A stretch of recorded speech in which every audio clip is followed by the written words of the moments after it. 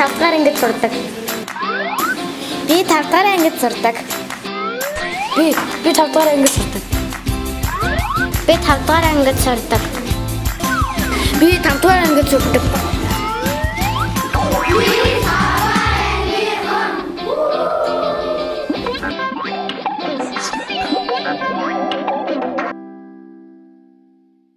Сайн байцгаана уу хүүхдүүдээ. Та бүхэндээ зориулан хүүхэд бүрийн бүрэн дүрэн амьдралын төлөө урайтай ажилладаг Дэлхийн зүүн олон улсын байгууллагын Дархан нутгийн хөгжлийн хөтөлбөрөөс даанчлан зохион байгуулж буй бид 5 дугаар ангийнхан хүүхдэд зориулсан танин мэдгүй нэвтрүүлэг эхэлж байна. Манай энэ удаагийн дугаард 9-р сургуулийн 5 дугаар ангийн сурагчдын төлөөлөл оролцож байгаамаа.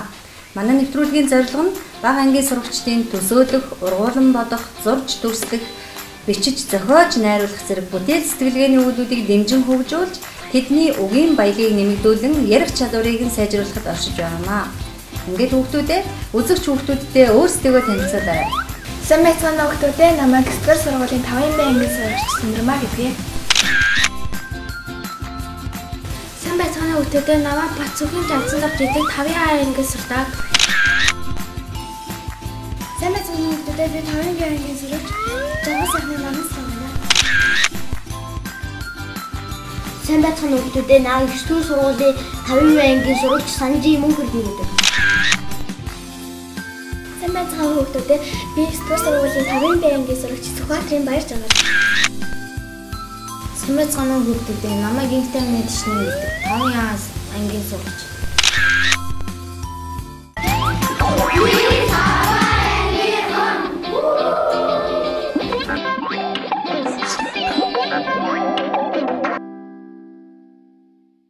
Ингээд манай нэвтрүүлэг үндсэн дөрвөн булантай байлээ.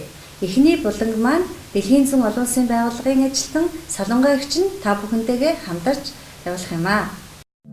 Боловсролыг дэмжигч Дархан аймгийн нийгмийн арчлал Монголын залуучуудын холбоо.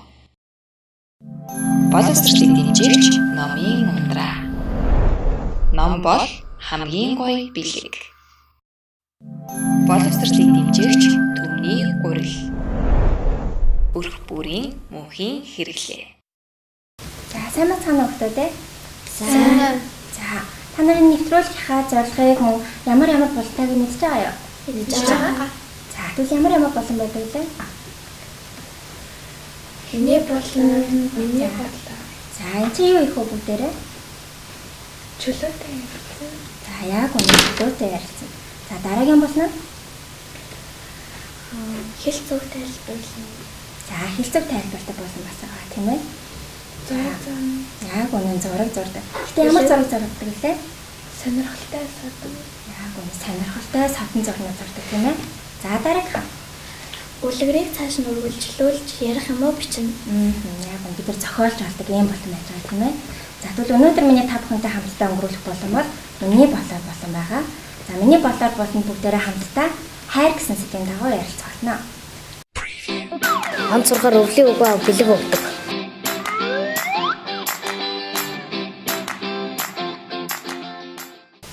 За энэ сэдв та нарт хэр ойрхон санагдаж байна? Хайр гэж юу вэ? Бидний амьдрал ер хэр хэрэгтэй байдгийг ер нь хайрын талаар та нар юу гэж боддیں۔ Ойрхон сэдв аяга хол сэдв байна уу? Ойрхон тий бидний амьдрал өдөр тутам байдаг тийм үү?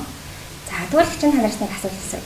Хайрын дүрэн өөр ингэсэн төрлүүд байдаг болов? Эсвэл зүгээр ганцхан хайр гэдэг одоо утгыг илэрхийлэх юм болов? Ямар төрөлтэй эсвэл утгатай байдаг болов? Тэр талаар бодож үзчихсэн үү? За. Хайр сэтгэлийн хайр, ээжийн хайр, аав ээжигээ хайрлах, ус шүтээний хайрлах, байгаль орчныг хайрлах гэдэг маш олон хайр. За яг үнэ. За бусдынхаа хувьд ямар хайр байдаг болов? Ер нь хайр бидний амьдралд хэрэгтэй үү, хэрэггүй үү? Энэ хайр хэрэгтэй. За. Юунд хэрэгтэй? Хайр нь миний болоор хайр гэдэг нь нэгнийгээ асарч халамжлах, нэгэндээ сайн хандаж хүндэтгэх.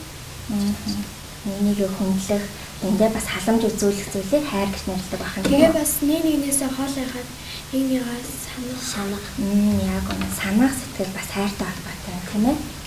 За тэгвэл та нар хин нэг маш ихээр санаж ирсэн тийм тохиолдол байна уу? Байгаа. За Би нэгэн удаа манай аав хотлоо яваад ажиллаар явхад би аавыгаас ханж үгүйс.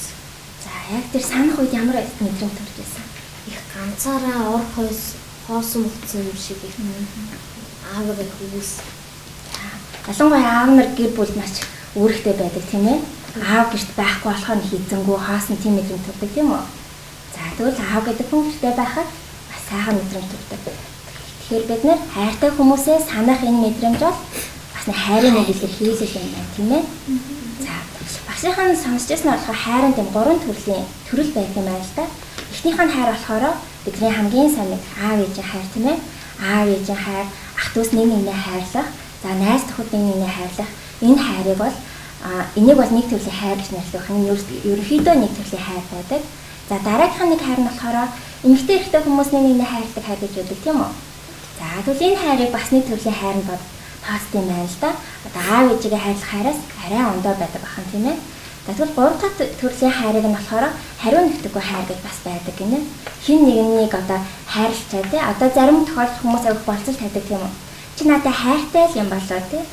За чи надад хайртай юм болвол гэрээ цэвэрлээрээ тий. Ээжтэй хайртай юм бол гэрээ цэвэрлээд өчөөрэй ч юм уу. Тийм зүйлүүдийг сонсч байсан танаар? Сонсч байсан. Энэ бол болцолтой хайр ахна. За тэгвэл болцолгүйгээр хүмүүсийг хайрлах хайр гэж бас байдаг ахна л тий.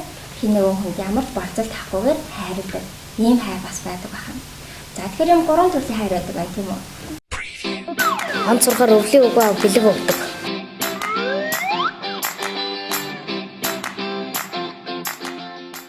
Бид нарт өдөр болгон халуун дутаа дутагдчихэдэг тийм үү? Түрүүн бид нар ярьсантай хайр хизээч илүүддэггүй гэж те харин дутагдах тохиолдол байдаг. Тэрийгээ бид нар дутагдж байгаа үедээ өөр зүйлээс ирж хайдгаа гэж те. Хэрвээ аав ээж хоёр маань эсвэл найз нөхөд маань гэрэх маань намайг хайрлахгүй бол би найз нөхд рүүгээ явж эхэлдэг тийм үү? Илүү гадуур одоо найз нөхдөөгөө явж найз нөхдөдөө хайрыг олж авахыг хичээдэг байхan тийм ээ. Тэгэхээр бүгдээрээ нэгэндээ өдөр алах урмын үгээ хэлдэг байцгаая тийм ээ.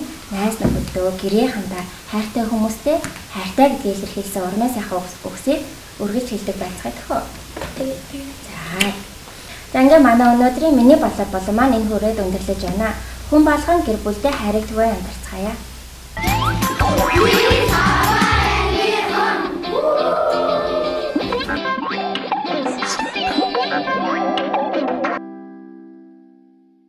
За ингээд манай дараагийн зураг бүхэн нартай болон маань эхэлж байна. Энэхүү болгонаараа бид өнөөдөр байшин зурх болно.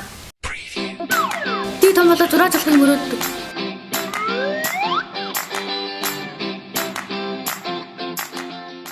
За тэгэхээр хүүхдүүдээ анхааралтай сонсоорой. Байшин зурх нь тийм үү? За тэгвэл бид нэр төрсөн цагаас ахуулаад ямар байшин амьдэрсэн бэлээ? Дөрвөлжин хэлбэртэй байшин амьдэрсэн тийм үү? За тэгвэл та нар хизээ нэг цаг яагаад ерөн байшин заавал дөрвөлжин байх хэрэгтэй болоо гэж бодож ирсэн үед байна уу? Бага тийм үү. За тэгвэл одоо яг энэ сэтгэхүйгээ яг энэ бодлоо ашиглаад бүгдээрээ гой байшин зурна шүү заяа. Яагаад заавал байшин дөрвөлжин байх хэрэгтэй юм бэ гэж те? Яагаад бүрхий байшин байж болтгүй юм те? Яагаад одоо сагс шиг хэлбэртэй байшин байж болтгүй юм? Эсвэл одоо юу ч яадаг те? Дэлхий шиг хэлбэртэй байшин байж яагаад болдоггүй юм ч юм уу? Иймэрхүү байлаа бүгдээрээ ургуулсан бодно шүү. Одоо бүгдээрээ зохион бүтээчнэр болсон заяа. За тэгэхээр яагаад гэдэг үгийг та дотроо бодоод яагаад заавал байшин дөрвөлжин байх хэрэгтэй юм бэ? Яагаад заавал байшин одоо 5 давхар, 10 давхар, 16 давхар байх хэрэгтэй юм тийм ээ? Энээс өөр одоо ямар байшин байж болох вэ гэдэг энэ бодлыг дотроо тэгээд хамтдаа зураг зурцгаая.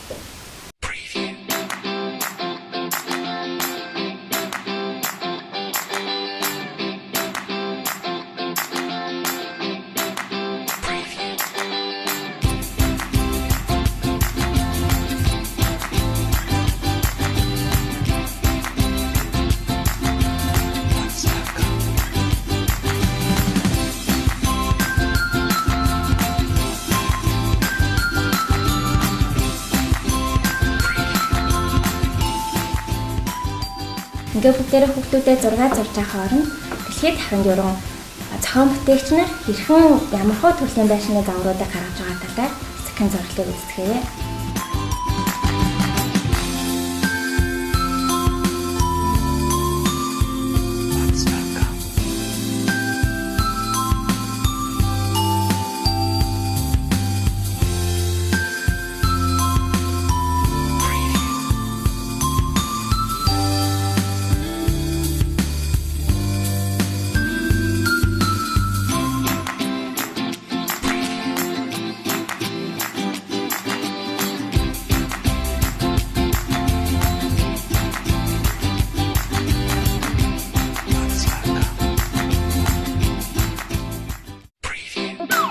Би том болоод зураг авахыг мөрөөддөг.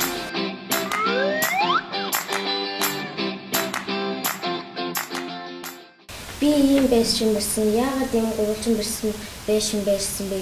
Дурсан бэ гэхээр би гурвалжин дүрсэн дуртай. Тэгээ бас би ийм өөрөө ийм байшинтай болохыг хүсдэг учраас ийм гурвалжин байсан дурсан.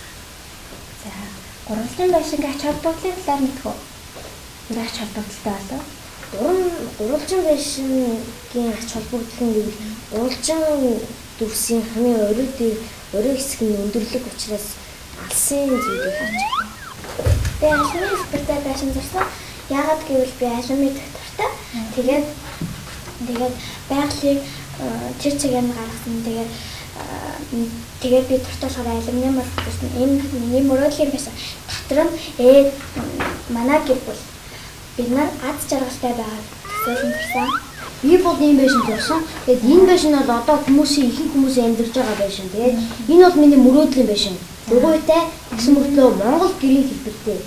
Энийг хүмүүс лгөө юу гэдэг заавал гэрээ буулгаж ачаад буцаагаад бэрдэг. Тэгвэл энэ миний зурсан гэр болохоор шууд дугуйгаар ингээд түрээд явж боломжтой. Чирээд явчих юм шиг машинаараа чирээд. За. Тэгээ энэ байшин ер нь ийм гэр ер нь байсан уу? Байсан. Хизээсэн мөлий? Тэр үед 18 дугаар зууны үеийн Чингис хааны амьдардаг байсан гэрийн гэрсэн тийм ээ. Том дугуйтай өхөр тэргээр чирээ. Тэгээ би яагаад ийм байшин зурсан бэ гэвэл яагаад байшин ийм заавал дөрвөлжин өстэй явахтай вэ? Тэгээд ийм хүн байшин зурсан. Тэгээд би яагаад нар цэцгийг ингэж инээлгээ зурсан бэ гэвэл би нар цэцэг хэрвээ инээл байгаль дэлхийдээ улам үзэсгэлэнтэй харагдуулнах гэж байгаа. Энэс зурсан. Тэгээ алимыг яагаад алим заавал модон дээр ургах хэрэгтэй. Тэгээ газар дээр яагаад ургаж болдгоо гэсэн утгаар ингэ зурсан. Гүзэлсэн шиг шууд модон дээр авахгүй газраас авах гэж байна шүү тийм ээ. Би гадаахтай өөрөө ингэж ийм хат аваа гэж бодсон. Миний хатад тэгтэхтэй гурван тийм юу дээд хэсэг бол мэдээж хажигдсан тийм юу доод хэсэг нь боддоо үжтэй юмны тийм дэлгүүр маягийн тийм доошогоо тийм нийтдээ ийшээ садаас юунаад бусад хатад дамжих тийм одоо дамжих хурдан гат хэрэг хурдан гат хэрэг бусад хатаа гэсэн доошоо хандах авах мөн энэ агаатай тогтдог доошоо амтны өрөөд нь газар дээр байх хэвээр бүх зүйлсийг хүрээд ингээм босгодоо цуснаа тийм. Энэ байшин ч өндөр дээр агаар дээр байгаа юм тийм үү? Тийм. Шөндөр. Яагаад ингэж байшин гэрийн төмөр саралсан бэ гэвэл цөмшиг байшин бас байж болно. Тэгээд мөн цөмшиг зурсан. Тэгээд энэ бас хүүхдүүд төлөө цагаа өнгөрүүлж тоглож болдог. Тэгээд хүүхдүүд яг авирч чадахгүй өндөрлөг болохоор бас энэ хажуу талд нь авирах шатыг зурсан. Шат бол заавал өгсөх тийм албагүй авирах зориулалттай тийм байж болно. Энэ хил хөгжмөр биелэрсэн авирах юм. За ингээд ангидаа та нар зургийн хичээл дээр зураг зурхтаа дандаа дөрвөлжин байсан зурдаг тийм үү? Тийм. Ер нь аль тэгдэг тий. За өнөөдөр ингээд өөр төрлийн байсан зурсан чи ямар вэ? Сонирхолтой. Сонирхолтой байна тий. Сайн санагдчих. Сайн санагдчих. За ингээд өнөөдрийнхөө зураг бүхэн нартай болон дэвтэгтэй оролцсон хүүхдүүдэд баярлалаа.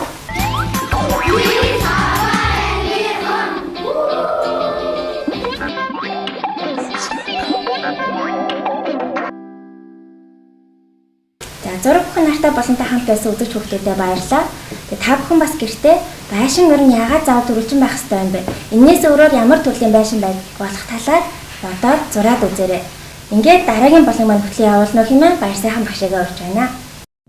Боловсролыг дэмжигч Дархуул аймгийн нийгмийн арчлал Монголын залуучуудын холбоо.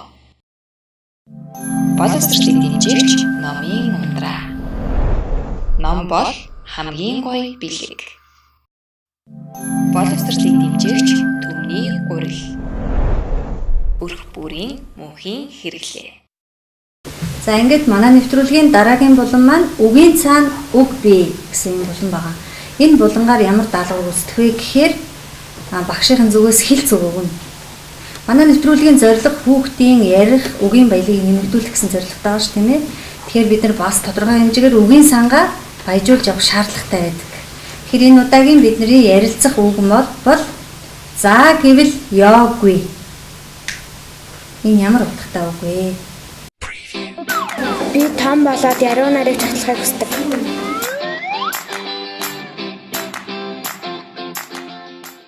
Юу гэж бодож байна? Өмнө нь сонсч ирсэн үү нүг? Сонсч байгаагүй. За бусдын яриан дотор сонсч байгаагүй юу? За бодороо за гэвэл ёогүй. За бүгдээрээ энэ үгийн утгыг гаргаж ойлгох гэж хичээж ярилцъя бүгдээрээ. За яг яриараа. Өөрөө тийм ямар нэгэн надаас юм гойлаа гэхэд тэгээ би өөрөө заа гэж өөрөө зөвшөөрч яа. Тэгээ сүүлд нь яа яах гэж зөвшөөрөө гэж бас тэгж бодож байна. Зөвхөн за тийм санаа бас байж болох юм тийм ээ. Хүнд заа гэж хэлчихэд яг дараа нь араас нь яах нь харамсан юм сэтгэлийг илэрхийлж байгаа бас байж болох юм.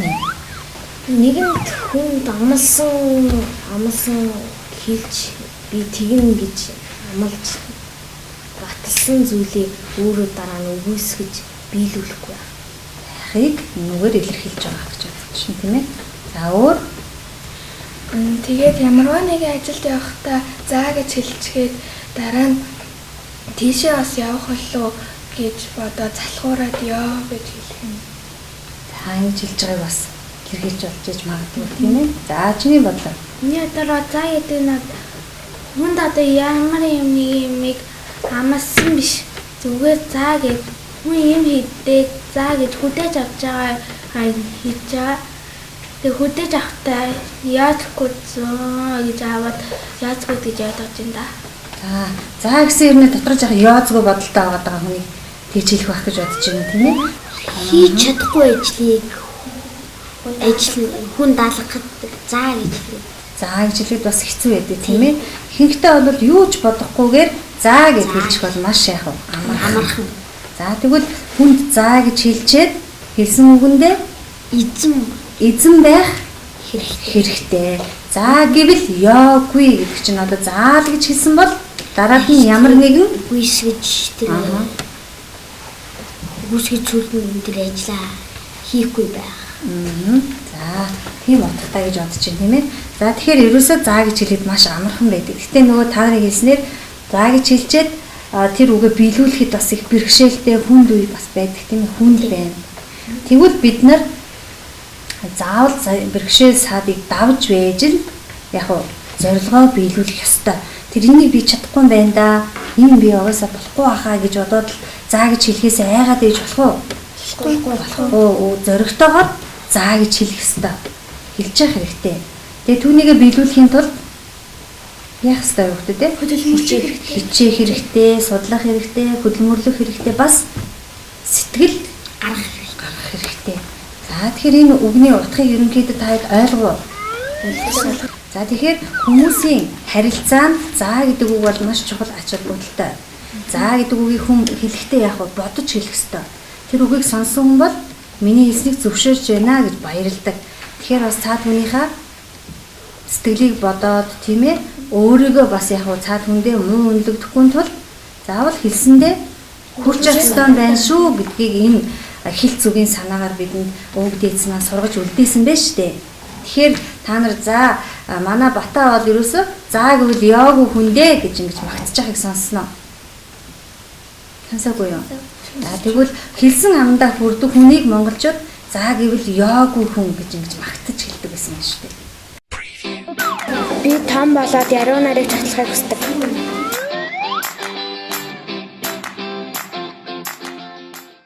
За ингээд манай нэвтрүүлгийн дараагийн булан маань бүтээлч хүүхдүүд булан байгаа. Энэ буланд багш та нарт үлгэр уншиж өгнө. Миний уншиж байгаа үлгэрийг сонсох явцдаа үлгэрийнхээ орчныг, үйл явдлыг, баатруудыг дотроо төсөөлөөд сайн ингэж ойлгож сонсно. Тэгээ багшны газар очиж зогсно. Тэгээд зогсон хэсгээс эхлээд та нар өөрийнхөөрөө сэтгэж бодоод үлгэрийг үргэлжлүүлэн бичнэ. Би том болоод зөвхний давгыг гаргах гэдэг.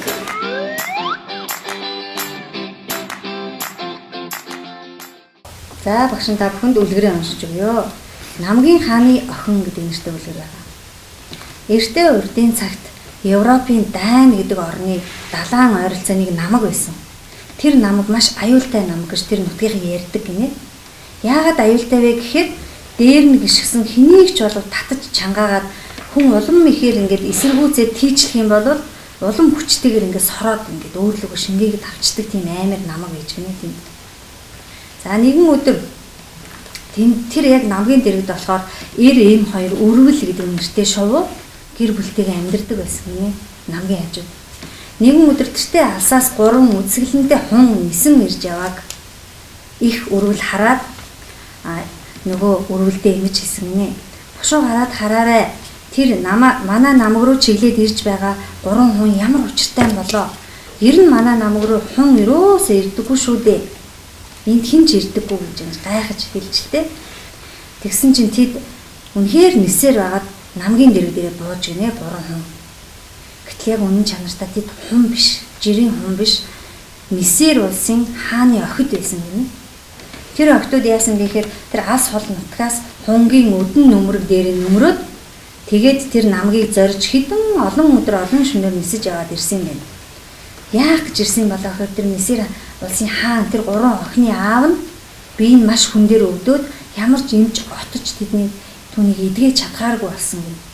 Тэгээд баг охин аавда маш их хайртай байсан учраас маш ихээр уйлж шаналж байсан. Гэтэл тэр хавьд нэг отож хүн байсан гинэ нутагт нь. Тэгээ охиныг өрөвдөөд чи тэгвэл үнэхээр аавыгаа аврыг гэж бодож гин үү? Тийм ээ гэж хариулсан. Тэгвэл намайг дагаад яв гэсэн байл л да.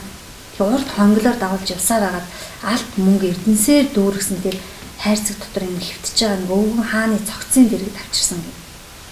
Өөр хаан бахан ч аав нь биш, аав нь бол амьд байгаа, өвчтөй байгаа. За тэгтэл хаан нөгөө отгон гүнжин аавын минь өвчнийг амгаах аргыг надад зааж тусалж өгөөч гэж залбираад нөгөө хааны цогцонд мөргөөд гуйсан байна. Тэгтэл төдөлгөө отгон гүнжин унтаад өгч гинэ. Тэр дор ингээ унтцсан. Тэгээ зүүдэн дээр юу гэсэн бэ гэхээр чи тэр намаг дээр тэр Дайн улсад очиод намаг дээр үлсгэлэнтэй лямхаа цэцэг байгаа. Намагын дээр ургасаг цэцэг байгаа.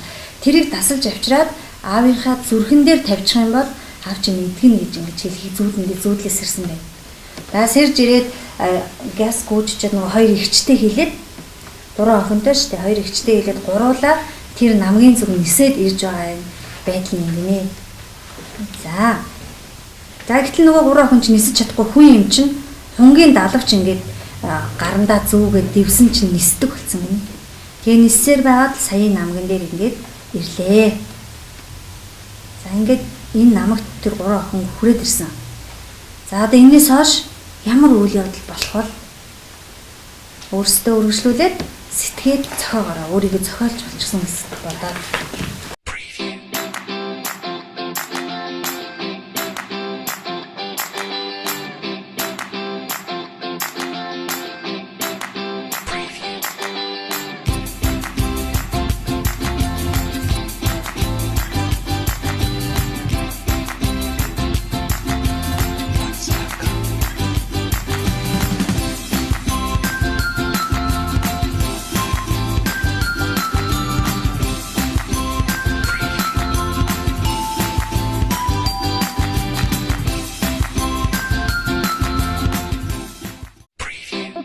Би там болоод зөвхний давгаар гаргацдаг.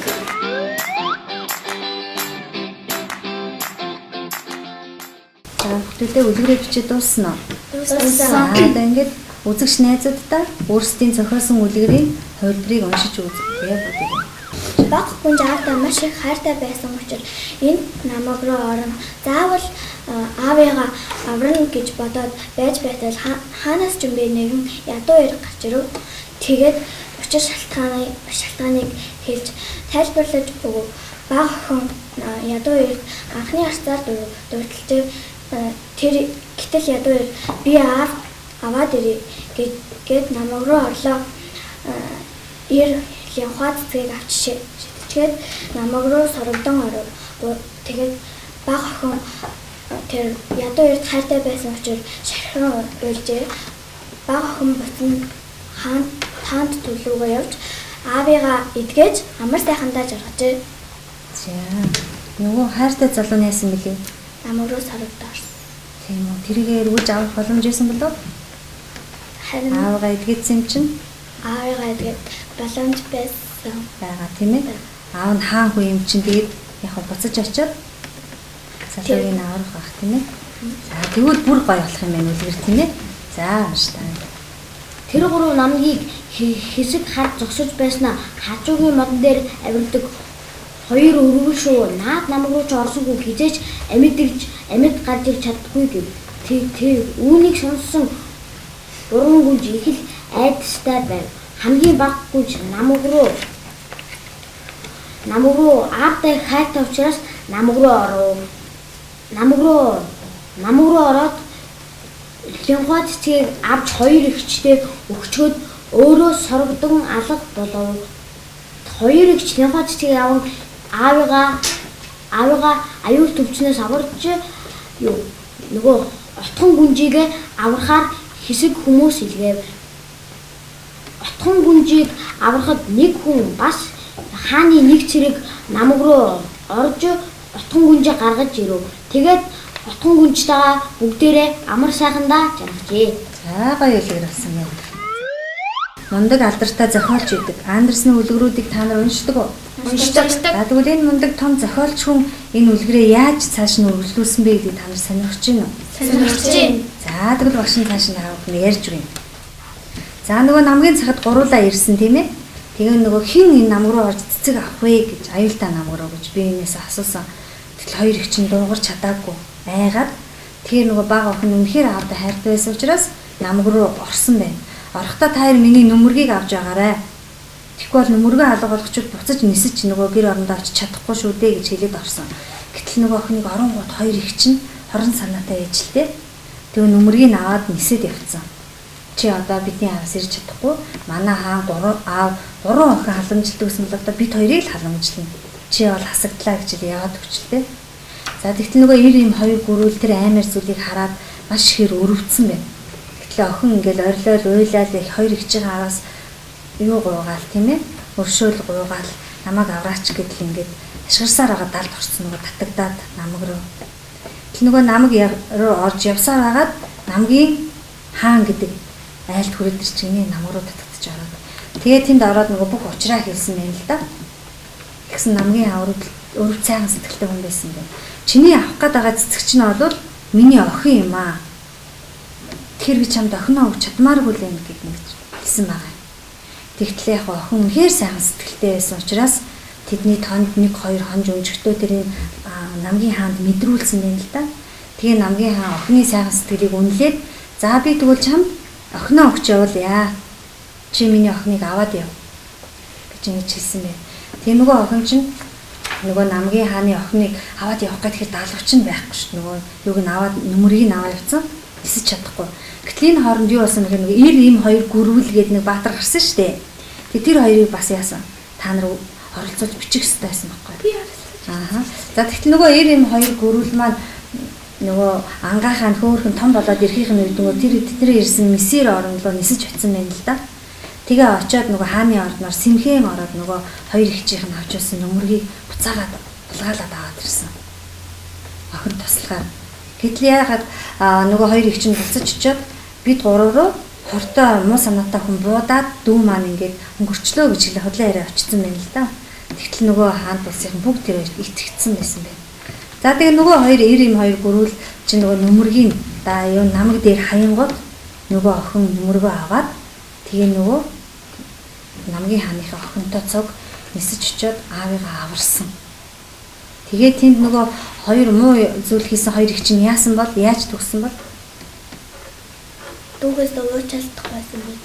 Уучлалт тийм амар төрсөн дүүгээ тэгээ тийм амар байдалд орхиод нисэж болох уу? Хаана усаа шийтгэл хүртэж мессер орноосоо хөөгдөж өөр газар руу амьдрахаар ингээд цөлөгдсөн юм. Тэгээ нөгөө охиныг дагуулад очингууд тэр нөгөө намгийн хааны охин аав руу харангууд л аав нь ясан царайдсан сайжраад л ингээд ив ирүүл сайхан ухаантай болоод л ингээд амар сайхандаа жаргасан юм байна. За тэгэхээр та нар энэ үлгэрээс юу ойлгож авав? шин сэтгэлээсээ бүхнийг хийх юм бол зорсондоо учрах. Сайн байна. Хорон санаад байгаа тийм сайн зүйл хүрч чадахгүй, өөрийнхөө зорьсон хэрэгт хүрч чадахгүй ч. Доо сайн байна. За өөр юу болгож байгаа? Дотроос сайхан сэтгэлтэй байгаа. Үлгэрээс санах юм их бий, үлгэрээс сурах юм их бий гэж ярьдаг тийм ээ. Тэгэхээр үлгэрийг бид Энэ ярьсан үлгэр бас нэг тохирох хэл зүгээр л да. Муу санаа эзний хот. муу санаа эзний хот маш сайн. Өөрөөр юу хэлж болдог лээ? Санаанууд явах хатна гэж бас. Сарсан байгаа ханаа. Энэ үлгэрийн санааг хэл зүгээр бас яаж гинэ? Илэрхийлж бас болж штэ тийм ээ.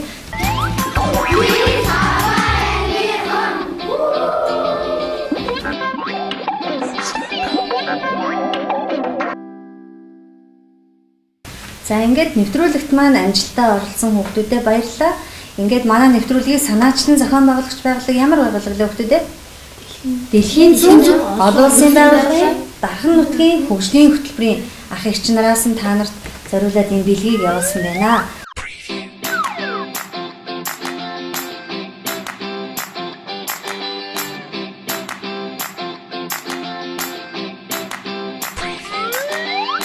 За ингээд өнөөдрийн маань нэвтрүүлэгт Дахуул аймгийн 9 дугаар сургуулийн 5 дугаар ангийн сурагчдын төлөвлөлд оролцлоо. Ингээд хүүхдүүд та бүхэндээ сургуулийн өндөр амжилт хүсье. Манай дараагийн нэвтрүүлэгт 1-р сургуулийн сурагчид оролцсон. Дараа уулзалтаа баярлалаа хүүхдүүдээ. Баярлалаа.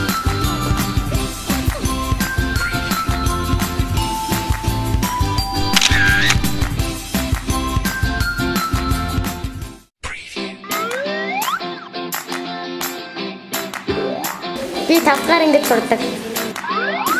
Би 5 дахь ангид сурдаг. Би 5 дахь ангид сурдаг. Би 5 дахь ангид сурдаг. Би 5 дахь ангид сурдаг.